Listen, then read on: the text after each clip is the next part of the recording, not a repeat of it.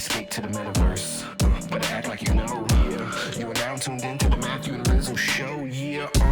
Escape to the metaverse. Better act like you know. Yeah. You are now tuned into the Matthew and Rizzle show. Yeah. Escape to the metaverse. Better act like you know. Yeah. You are now tuned into the Matthew and Rizzle show. Yeah. Escape to the metaverse. Better act like you know. Yeah. You are now tuned into the Matthew and Rizzle show. Yeah. Did we even push the episode from last week? Yeah. I eventually got it out. That's Yeah, fine. it's Onchain. It's Onchain. Right, We got good. it. Well, and it'll the cover art was auto-populate too your good. YouTube channel. Oh, sweet. Boom for the win. Connections. Yep. No, the cover art you made was too good. I was like, God, I got to get this out. I got to do Rizzle's cover art justice. Good shit. Dude, but anyway, we're coming back. Is this like the first pod in 3 weeks or something since we took like the summer break? It may be 2 weeks-ish, but it's been a minute. It's pretty much been like at least 2 years in crypto time. Yeah, Dude, it was really funny. I was like looking at the YouTube channel and I was like, well, how come the latest podcast didn't get pushed out? And then I was like, oh, we just like haven't recorded in a couple weeks or something like that. I just like sort of assumed that we did and it was coming out or whatever. when the hell's the podcast coming out? Like, yeah.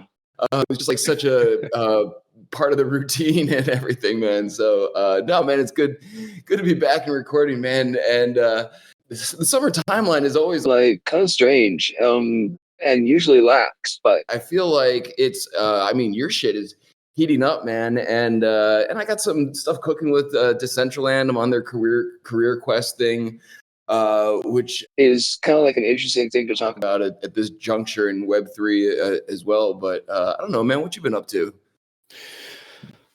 Some things. Been up to some things over on the Purple app. Yeah, so it's been fun. Like in the 2 weeks, we went all in. We pushed out our most recent, I guess, like what really has completed the Tipn flywheel, in my personal opinion, like a proper network distribution feature, which folks that have been on the Purple app for a minute will probably see and like know it colloquially as degen style tipping, where it's like comment tipping essentially. You see a post or a cast, and then you leave a reply, and then you have like a number followed by the Tipn ticker in our case. And the way that we've set it up is for the users that get what we're calling Tipn allocations. Those folks, they can send those tips as much and up to whatever their allocation is. And the key thing is that unlike our core product of like to tip, where you're tipping literally out of your wallet, for Tipn allocations, you're tipping out of the Tipn treasury itself. So it's like literally sending around magic money. But like a nice little twist is, unlike like degen, where it's like you have a season and then people are like sending this magic internet money around and then you have to wait to claim it. If you get like tipped in Tipn from an allocation, you can go claim it immediately in the app. So it becomes real money. So then people can take it, stake it, start earning USDC and figuring out like what all the buzz is about. And at least at the time of recording right now, we're top of the mini apps, number one place, been there for a minute, which is pretty cool. Which has been having a pretty cool impact on the token price, which is probably a good point in time to say anything that you hear during this recording is not financial advice. Please do your own research. all the caveats. But all that said, honestly, the Tipn allocation thing, it's very cool for our product. We're excited to kind of unroll or roll out future seasons featuring really other token communities and app coins that we think are dope and could help with like this extra distribution. But the impact already, like we're 8 days in, and it's profitable in terms of the folks that have received allocations, aka allocators, in their activity of allocating Tipn out through these comment replies. they've driven so many more new users. It's something like over 1,000 new users. And then the monetary impact is like $10,000 or more in terms of like going to buy the Tipn token, adding liquidity to the market. So I think what we're seeing before our eyes is like a proper on-chain job forming. Like the job of being an allocator is something that is super valuable, like to the project, to the community, and then over time to whatever app or place that's taking effect in or happening in. So absolutely unpack that, things. man, because I'm going on a Decentraland career quest later on tonight, and I want a job as an allocator, man. Unpack that a little bit,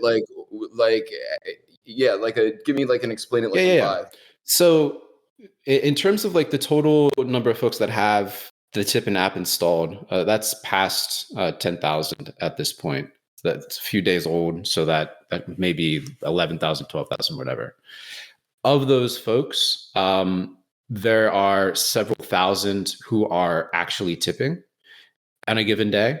And of those folks, only less than 500 have this like allocation assigned to them. So less than 500 folks are allocators. That number could go up, could go down. Like week to week, we do a refresh. We're working with a genius data infrastructure partner named Quotient. Ruminations is the person behind Quotient that we've been working with. So they use data scientists are absolutely insane. I don't know how they do what they do, but they do it. They're looking at all these different metrics and signals and figuring out who's a better allocator. They're seeing like where comment tips have been left, the impacts, the conversion or not of those tips, and bringing in new users, purchases on the token market, like all these things that an open social protocol allows. And also like because the protocol is built on and powered by like an open blockchain too, you get the best of both worlds, social and financial. But all that's to say is we have this smaller number of users who have this very specific task of like, hey, here's X amount of magic internet money. You tip this out of our treasury. You don't have no cost to you, right? So you're doing this work. You're helping drive value to the project and the token, right? And important point here is that like the users of Tipn are effectively co-owners of the whole protocol, right? Because everyone's paying a fee and the fees are redistributed to the Tipn token stakers, right? So if these allocators are doing the job of spreading this Tipn token around, bringing new people in, making new like literal stakeholders, driving the money up, well, then of course they deserve to be rewarded, right? They're not just doing it for good vibes. So we have 1% of the total Tipn token supply reserved specifically for this small group of allocators. So like at the end of the season, which we've set at 4 weeks, like a nice month, nice chunk of time, the allocators are going to get like big bonus rewards. And like at least at the time of this recording, like 1% is roughly equal to like 20K, like $20,000. When we started this, before the price started to go up, that was roughly around like $6,000, a little bit less. So like the reward is increased. If you look at the charts, it looks like that's going to continue. So like the eagerness for folks to become allocators is increasing, but then also we're seeing like the direct impact on the company bottom line revenue generation, that whole thing, like the network value add is obvious. So we're talking with a few other projects to bring them on in future seasons as tokens that they're going to allocate from their treasury to this group of on-chain allocators. So folks that do a very good job in this season will for sure be allocators heading forward. These other token communities will probably have their own like, heartbeats of their community, like really power holders or whatever you want to frame it as, that will they then in turn become allocators that could hang on for future seasons, et cetera, et cetera. So you're seeing this like this totally digitally crypto powered native on-chain job form before our eyes. If that makes sense. That's definitely not like explain it like a 5, but my God, man, it's crazy. It does. No, I think that's fucking cool. And also, man, Make me a fucking allocator, dude. You realize you're talking to someone who's probably giving out more digital assets than like basically anybody on the fucking planet at this point. I'm a pro at giving shit away. joking, but like sort of, dude. And like let's side talk. Dude, I want to pick your brain at, like, on something that I've been thinking about that like has to do with this, but not as well, because I'm like Looking at what you're doing and thinking about it in like greater context of like Web3 and everything. And this is not like a new experiment. This is something that you and Cam like, introduced like early on, or like a variation of it with Cent. And that was on mainnet, and like a lot of things like early on, like sort of got crushed by, or like that aspect of things like started getting fucked by like gas prices and, like a lot of early experiments that like hinged on gas being cheap and being able to like shoot money around easily. That it just wasn't possible for a long time until we had like a viable like social media platform on an L2 that like made that type of thing. Even a thing that was possible for people to glom onto again, and obviously like you guys are crushing it and doing really well with it. Now that Farcaster in particular has like achieved like, I don't say like market dominance, but like they're certainly like capturing something here. Dude, what are your thoughts on like mainnet ETH broadly speaking and its role in the larger ecosystem right now? Because I feel like we're in a really weird time where the dominant narrative, at least in our neck of the woods, is an L2, which is never really been like the case like ever. All the L2s that have been around historically have always been like something we've like almost like begrudgingly worked with or like dealt with because we had to. But like it was never really like controlling the narrative. And I think a lot of it is what you had spoken about one of the last times we recorded, where Farcaster's just doing a good job of like onboarding people directly to their ecosystem and everything. And consequentially is like captured a lot of the narrative and everything. So yeah, man, I'll just like pause there, because I'm like, I feel like we sort of lost a narrative here, or it's gone underground, and maybe rightfully so. I don't personally think so, but I'm curious to hear your thoughts on like the role of like mainnet piece in the larger ecosystem right now. Yeah, I mean, without mainnet, like nothing else exists. It's the settlement layer of everything, right? It all goes there in some shape, way, or form, whether we as like users that are daily active on like L2s like base realize it or not. That's the case. I think that's one point. Also, most of the like on-chain revenue that any of these like token communities or app coins are generating at this point, or like shit coins, meme coins too, obviously, like all the fee generation, it's coming in the form of like native token, but also ETH for the most part. Some projects like Zora are like doing native token pairs for like their ecosystem coins, which, I mean, that shit's so confusing to me. Like, how do I even figure out the value of that to begin with, unless I'm deep down in the roots or weeds of their projects? That's sort of like a conversation for another day. But the predominant way that anyone's like making on-chain revenue is it's also denominated in ETH for the most part, right? So whether you're on like L2 base or Arbitrum or wherever, like you're earning any sort of like meaningful fees, at least 50% of those fees are coming in the form of ETH. So everyone has a stake and is connected in some shape, way, or form to mainnet. And the permissionless, trustless, decentralized nature of the Ethereum network, the stronger, more robust that gets, the higher the price of ETH goes, the more that sort of security guarantee extends throughout the burgeoning ecosystem of L2s and the apps and projects and coins and everything that get launched and get built upon the ladder. Also, mainnet has this incredible historical cultural reserve of like history when it comes to whether it's like digital art, crypto art, all of the above, all the fads and shit in between, the Kevins and whatnot. That's history. You can't fucking copy that. You can't take that out. You can't try to fake it, right? That shit's on chain, timestamps, encapsulated. Museums are collecting this shit, right? Toledo Museum of Art acquired Punk at the end of last year and recently Squiggle, right? 6-figure exchange. Then that's one of, I think at this point, over 100 at least institutions that have been acquiring like Ethereum based tokenized digital cultural assets.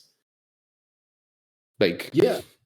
We can keep going. The mainnet, in my personal opinion, is good. It just needs to keep going and will continue to be good, and history will look back on it favorably.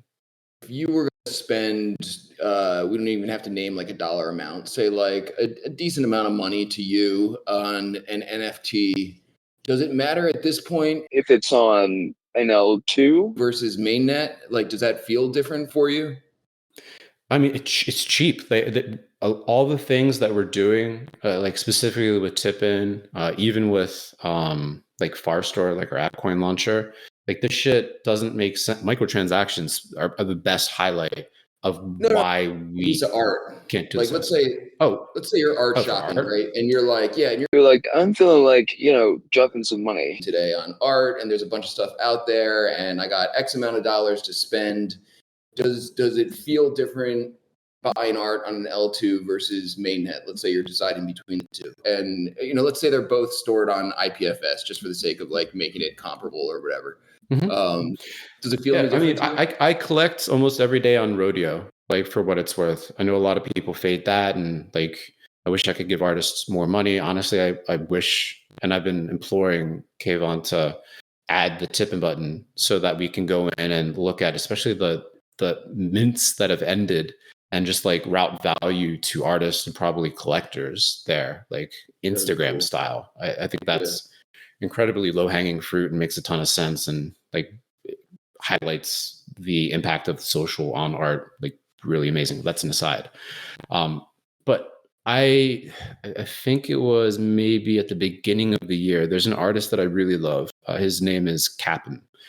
His pixel art is so dank. It's so cool. I came across him originally over on Tezos. If you look at my niftytime.tez art collection there, it's like Helena Sarin and then Tipn.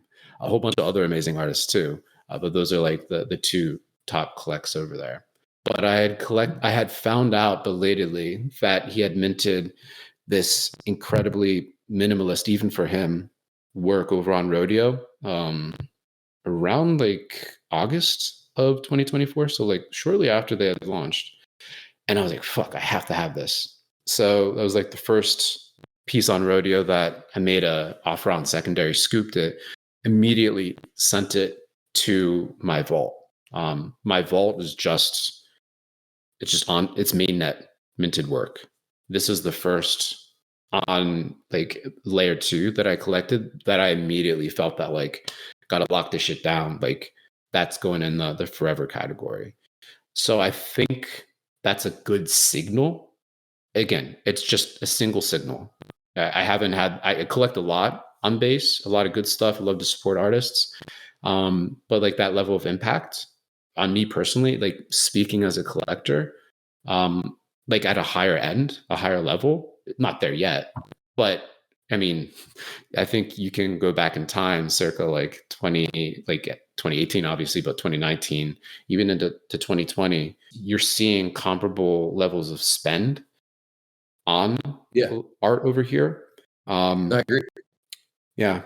And it's really just up to the artists themselves to approach it like that. They probably need a few more better tools to show off things over here. But I think it's the opportunity is there. The opportunity is there. I'll say that on the art side for like base and L2. Dude, no, I agree, man. I don't think, and I have NFTs and art on like pretty much fucking everything at this point. And it's just something I've been giving a lot of thought to, man, because I feel like sort of going back to like the early thesis of like why Putting stuff fully on chain is like so important. where like, you know, the theory was like when someone purchases an NFT, you sort of assume that you own the entirety of the NFT, including the image. Like that's the Whole point of the saying, and then you scratch a little bit. beneath the surface. And in reality, like most NFTs, you know, you don't actually own like the thing. It's like stored on IPFS, blah blah blah blah blah. If you don't, if you're not familiar with all of this, it's like a whole thing that you Can research or whatever. Not you, obviously, Matt. but I'm like I feel sort of similarly about people getting onboarded through L2s in the sense that There's an assumption and maybe there's not, man. It's like a weird time period, but I feel like the people who are coming in through base, I don't know how much overlap there is in them like fading into other ecosystems or in like mainnet. and at the end of the day,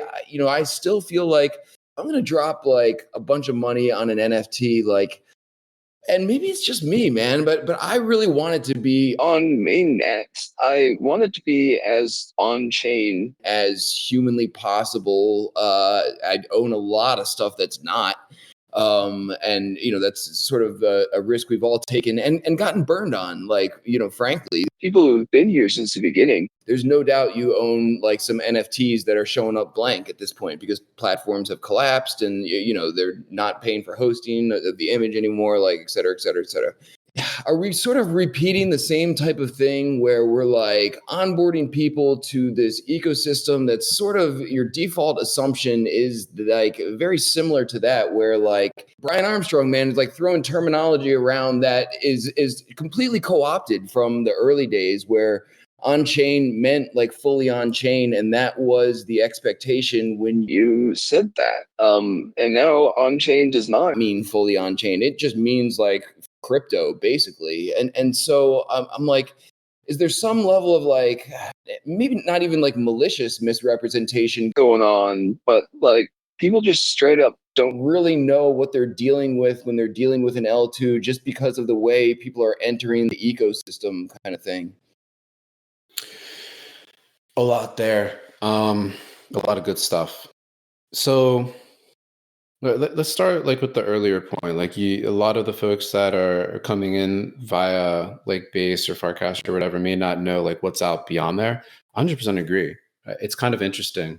Like hopping over here from like largely mainnet cultural sect of crypto was like, holy shit. Like a lot of the clout doesn't, if you want to call it that, doesn't really travel super well. Or what actually I ended up realizing is just they don't give it or ascribe it as much value. Like they don't really care. They're like, we're building our own thing over here.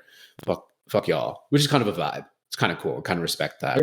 But they like sort of in the back of their minds begrudgingly acknowledge like some things are valuable or other people view them as valuable that have been minted or are on mainnet, which is interesting. So I feel it's just more like it's probably a good way to think about it is like if you're in the northeastern seaboard of the US, certain things, certain activities are viewed as like super high status. And then you go to another part of the world and it's like that's actually viewed almost polar opposite.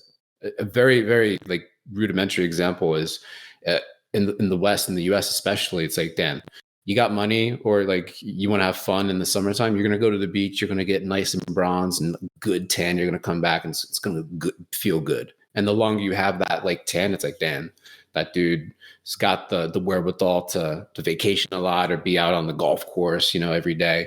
Versus like you go to Northeast Asia and everyone and their mother's trying to do whatever they can to like stay as white and untanned as possible. Right. It's sort of very like, obviously we don't care about skin color or age or these other things in the metaverse or the internet, whatever. We shouldn't, my personal opinion. But you come from mainnet over to base and it's sort of like that. It's like what we viewed as like super popular or high value over on mainnet is like almost inverse over here, almost intentionally so. So I think it's like the different strokes and like figuring out the different like cultural cues and norms of the different layers is something that I've seen. I think you can go to Tezos and grok the same but different kind of thing that I'm talking about, which is pretty interesting. So I think that's that on that point. And then on the other point, like terms changing on chain now, like especially meaning just broadly, like something is like publicly readable on a blockchain, not necessarily like saved on the blockchain like forever and ever more. Which like words change, like crypto moves fast as fuck, so it sort of makes sense that the general meanings of words sort of change fast as fuck too, is where I'm at on that. But another point is that like, in real life, most people don't really learn history that much. History gets forgotten super easily unless it's like inculcated in folks. And you see the same thing in crypto. We have a little bit of an advantage in that we can kind of like pull on and show clearly like historical signals a little bit better, which helps in certain scenarios. But in terms of like the meat side of crypto, like porting a lot of like what we know as like our shared history, it doesn't necessarily travel super well unless it really has that super close like on-chain historical stamp that's easily associated or discoverable from whatever like the historical event is, if that makes sense. It does, man. I'm gonna Push back a little bit on like where it's changing. Because I'm like, we collectively as a community deliberately chose on-chain to represent things that were fully on-chain as jargon that was adopted by the community. And it's not like Brian Armstrong was MIA back then. He was around, like he knows this or whatever. And so Dude was building. He was in the right, trenches. yeah, right. And so he knows what the fuck on-chain meant back then. And to use that term to obviously represent things that are not on chain in the context of, just Broadly being thrown around now.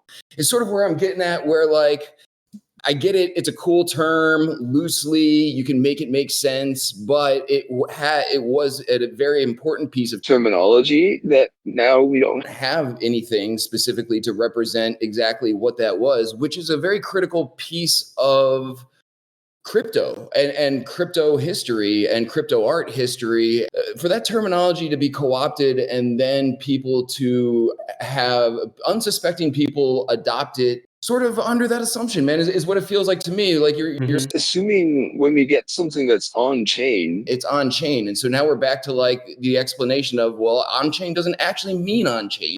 On chain can mean IPFS. And so we're back to this whole thing again. There's something there that I've seen. It's been infrequent up until this point on L2, but there's an example like that just happened the other day. So there's this artist by the name of Muji, Myuji. I collected them mainly over on Tezos, but they've been super active and they're popular on the Purple app too. They had just like a cast the other day as like first person to tip me $40 will get a free one of one or one of one from me. And I was like, oh, fuck yeah. I don't have a Muji one of one. Let's go. No mention of like where it would be minted, whatever. I didn't know what they were thinking either.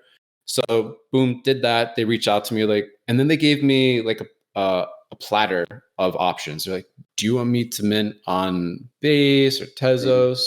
I chose Tezos because that's where I've collected most of the work, just like to keep everything together. But I could have suggested mainnet, right? And like this conversation to me is like, fuck, yeah, probably should like lead a little bit more on that front. And honestly, I think the point in like the historical development of where we are on like Base in particular, we're at that point where like the digital art space is still very nascent, but it's been maturing.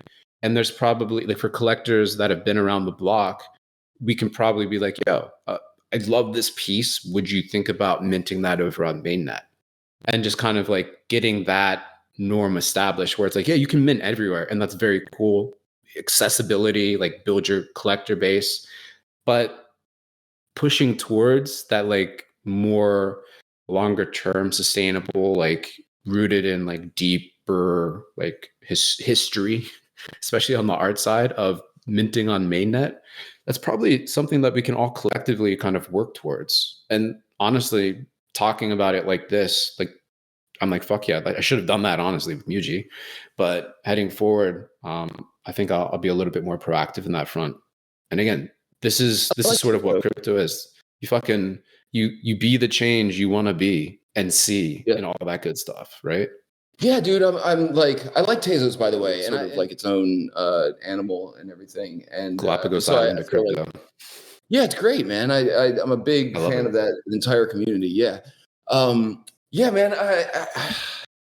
I'm feeling nostalgic for the days of you're gonna buy a piece of art, but you really got to pause and think about it because you're gonna have to spend a whole bunch on gas that goes beyond the price in order to get it. And I feel like it's like a nice, it's fucked up because it prices a lot of people out of the community and the economy, which is why L2s are important and why Farcaster is important. And you know, I'm certainly not trying to take a stance against any of that. I think there's room for all of it. But I do like the moat that's sort of created with the gas prices, where if you got to be pretty fucking serious about your project if you're gonna put it on mainnet, because it's gonna cost you more and it's gonna cost collectors more to collect it because of the associated gas prices. And whether it's perception is reality, but I don't feel like I'm the only one with this perception that like that friction point and decision making makes it feel more valuable and real, or I don't want to say like real or important, but more valuable to me, even if that's an IPFS stored NFT or whatever, just because I don't know, man. There's some additional risk taken on the side of the artist or the creator to put that shit on mainnet in the first place. It's like it's almost like a sign of like confidence in your work, whether it sells or not, kind of thing. So I don't know, man. I'm just riffing. I appreciate your like perspective on this. We're in like a very interesting time with base taking up so much of the attention. Yeah, it's really interesting. It really is. But I've been heartened to see that like individuals, as like, if they kind of band together, like they have a strong idea, like they can surface it and other folks will take note of and will glom on. Like that applies to building something. I think that also extends to behavior like collecting on the art side, which like if you add like tech, money, and culture together, like we know this to be true. Like that's the holy grail in terms of just the ingredients coming together to create a whole host of like amazing, crazy shit. And social is probably the other. It's implicit, but if it's also very, very clear and like part of that array, wow! Like we saw what happens from, especially like leading up to 2020. Like I think all of us felt that all those things were sort of coming together, and they did. And then 2021 happened. Now, I think there's a similar confluence of all these different factors and projects in and around them that are so much more mature and like accessible and more powerful, with a bigger installed audience, with way more capital, like closely connected and associated accounts, like at the ready, right? And it's not just any kind of money; it's crypto. It's literally the easiest money in the entire universe to spend. Like, I think we know what comes next. It feels like we're finally gaining some momentum again after feeling like momentum was just I know I used the term, Leandra's term, like innovation stagnation. It literally felt like it was pressed, the pause button was pressed for so long. And I agree, man. We're like seeing basically more sophisticated versions of the innovation that got us up to that like stopping point. And I don't know, man. I was just thinking like the other day of like how flooded my inbox was around that time frame with people launching projects, wanting to know what I thought about them, wanting to know if I wanted to like help out in some way, wanting to know if I wanted to invest in them, like all like real shit going on too, not like, the scammers and everything. And there's been such an absence of that for so long. And I feel like I'm finally, I don't know. I feel like the tide has been shifting over the last like few months or so, like slowly. And I don't know, man. It's good to see. It's good to see you and Cam fucking in the mix doing some big shit. Hell yeah, man. No, it's fun. And dude, was just on the horn with WG Meets yesterday. Like your Ben's over here, show's over here, like you're over, like the whole fucking crew is getting back together. It feels like over on the Purple app. We mentioned this a few different times, but it's like it's growing. Like Giselle X has been over here. Obviously Fabiano Speziati has been over here. He's been making such dank art for Tipn, as have many other amazing artists, right? So it's oh my god, man, it's awesome. It's super cool, really exciting. AppCoin summer, baby. Get ready, and we'll see everyone at the whip tomorrow. Yeah, Tipn's coming through. I'm gonna tip everyone, show everyone what the hell the deal is after talking about it for so long. So yeah. Oh, and dude, we're going to give out a whole bunch of shit aside from tipping people a token, which is really dope, man. And Stella Cat sent so much shit for us to give away. Dude, Stella Cat is a fucking legend, and it's also been, it's not the first time she's done this, but we have like more assets from Josie's project Drifters than we're going to be able to give away tomorrow. At the whip, so people are gonna have to come through for the next few weeks so I can give all this shit away. I'm saying it's shit, but it's just a term, man. It's awesome stuff. We got like all these Crypto Kitties hoodies and like all this stuff is from Josie's project. So it's gonna be a fun one, and I think you should come so I can unload some of this. Oh yeah, dude. Boom, good shit. Glad to have you back. Sound recharged, man. Really excited to get the latter half of the year of our Lord 2025. It's going to be exciting. Hell yeah. Let's do it. Let's see you at the whip, man. Do we have a Dragonate in the wild? No, it's just us. Just us. Fingers fucking crossed.